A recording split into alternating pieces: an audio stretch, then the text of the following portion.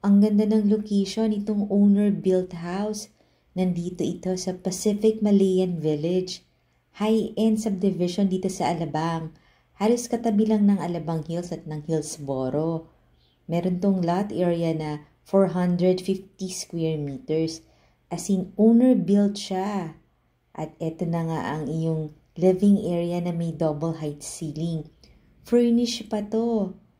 O, diba ang nice ng bahay? May mga gamit na. Meron siyang total of 3 bedrooms. Ito yung ground floor bedroom. May sarili siyang bathroom. Ayan naman yung dining area na may malapit na open lanay. Siyempre, yung kitchen maganda rin. Tapos kasama pa yung mga appliances. Meron pa siyang malaking daily kitchen dito sa likod. Ayan, ang nice, diba? Ang laki ng kitchen mo para may dalawa kang kitchen. Ang magandang part ng bahay na to, yung backyard niya. Meron pa ring gazebo or parang kubo. Big lot talaga kasi ito, 450 square meters. So kung garden ang pag-uusapan, marami kang garden. Tapos under the stairs, meron din tong powder room and storage area. Ito yung open to below. Yung price and details nito nasa comment section or nasa description box below the video. Tapos may family area dito sa second floor malapit dito sa iyong L-shape na balcony.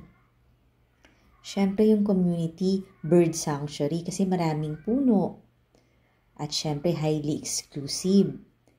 Ilan lang din ang mga neighbors dito kasi maliit na subdivision lang siya pero malalaki yung cut ng mga lots. Minimum cut yata dito yung 450 square meters. Ayan yung bedroom dito sa second floor. May sarili siyang bathroom. At eto na yung pinaka-master bedroom.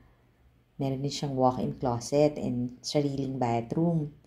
Good to sa mga retiring families or spouses or small families kasi total of 3 bedrooms. Pero may room pa naman for expansion.